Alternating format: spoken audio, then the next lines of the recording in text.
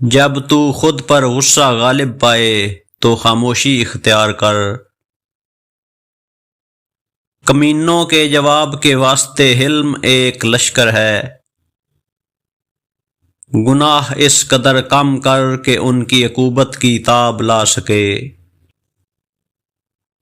خوش آمدی شخص برائیوں اور بھلائیوں دونوں کو پسندیدہ بتلائے گا۔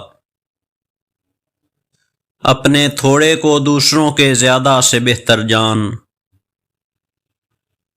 کون سا امر جمیل ہے، کم کہنا اور زیادہ کرنا۔ شریف کی علامت یہ ہے کہ وہ اپنے سے برتر لوگوں کے ظلم تو برداشت کرے لیکن اپنے سے کم تر لوگوں پر ظلم نہ کرے۔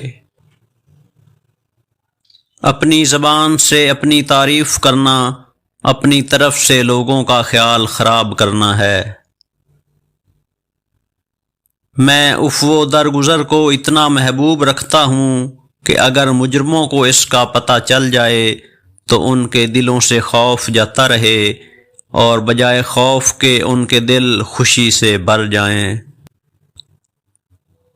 مال جمع کرنا آسان لیکن اس کی نگہداشت کرنا دشوار ہے۔ میں دلیل سے غالب ہونا بنسبت زور سے غالب ہونے کے زیادہ پسند کرتا ہوں۔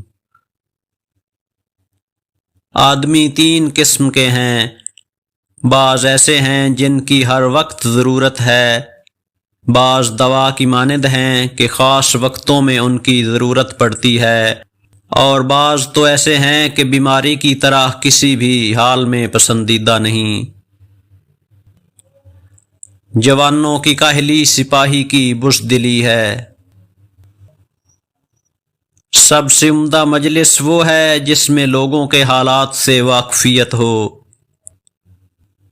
ایسے فائدے سے درگزر کر جو دوسروں کے نقصان کا باعث ہو۔ اپنے کاموں کی بنیاد محبت پر رکھ نہ کہ غضب پر۔ شیریں کلام اور خوش خلق کے ساتھ محبت واجب ہو جاتی ہے۔